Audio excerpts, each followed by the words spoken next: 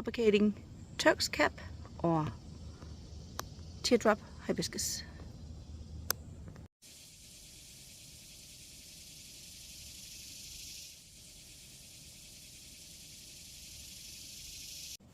Turks Caps, we also call them Teardrop Hibiscus, are easy to grow.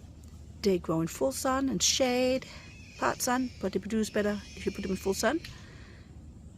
One of the things that I really like about them is that they produce almost year-round here in Zone 9B, Northeast Florida. And they're very easy to propagate. Let me show you how. This is going to be a quick video because propagating Teardrop Hibiscus is extremely easy. These are the ones that we have.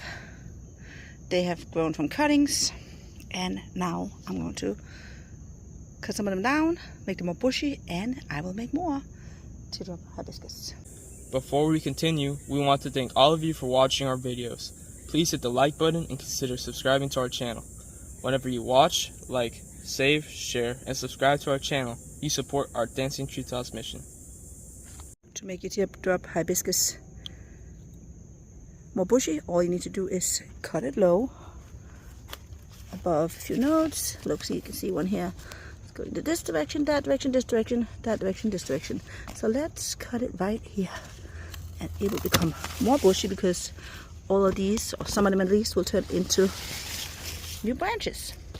And then I'm going to show you what to do with those branches that we cut off, turn them into cuttings, and how easy it is to propagate them.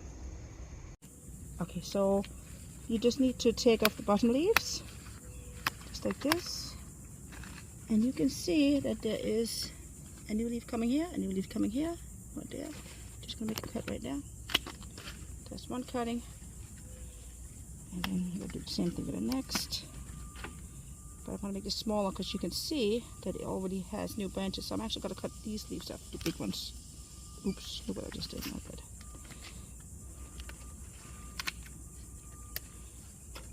Yeah, this is a really good cutting.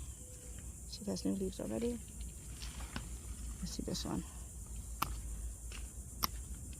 Take the big leaves off if you have any small branching on there without injuring the small branches. That way the plant will use the energy towards setting roots and not to growing the big branches.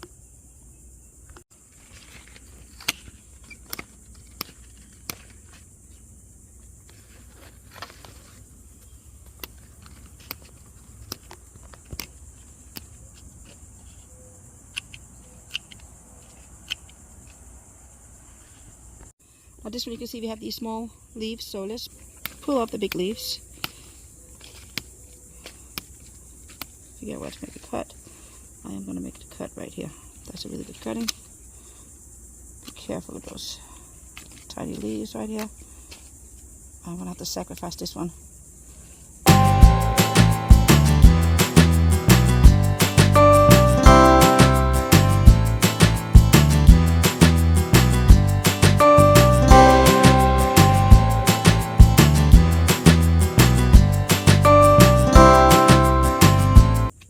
Here are the cuttings. Now we're going to show you how to propagate them, and it's very, very easy. You don't need any rooting hormone.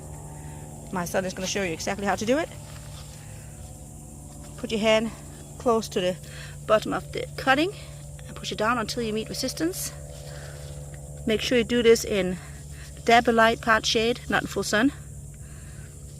And we're just putting them down to root them. We're not leaving them to grow here, so we're putting them really close. Get at least 1, 2, 3 nodes in if you can. 2 is good, but if you put in 3, it's even better. So you just push it down until you meet the resistance, and then a little bit more. So we're just putting these to root them right here. They're not going to stay in this location.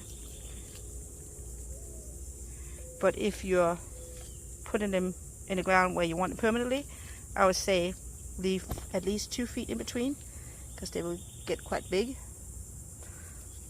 You can even do 4 or 5 feet in between, and it'll be no problem. They'll fill out as they grow.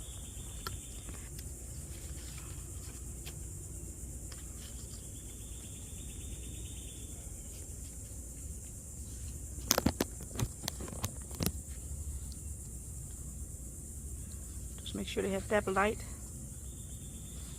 shade, a little bit of sun maybe.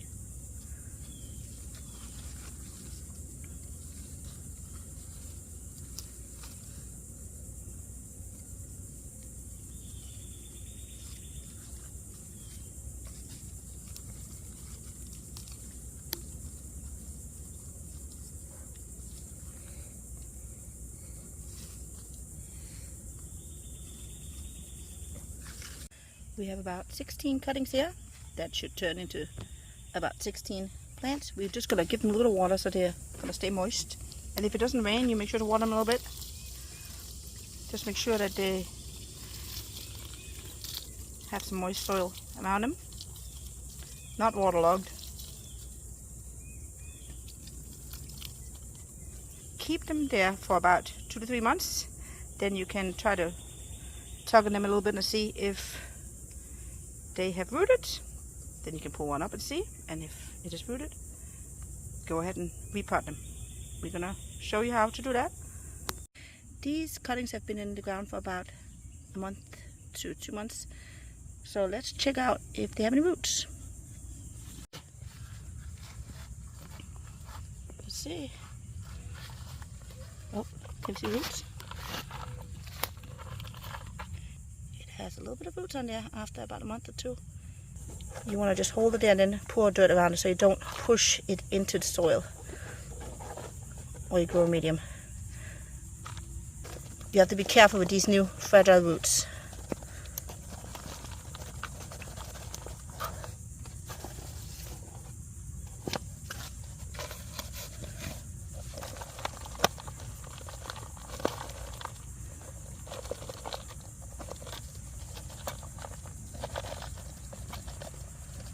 And then you just use your fingers to push down around it.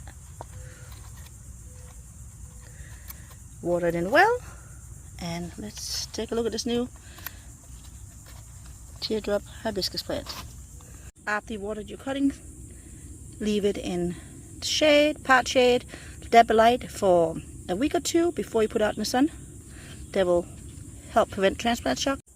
Here you can see some cuttings that I put in last year and how big they've gotten. Done exactly the same way.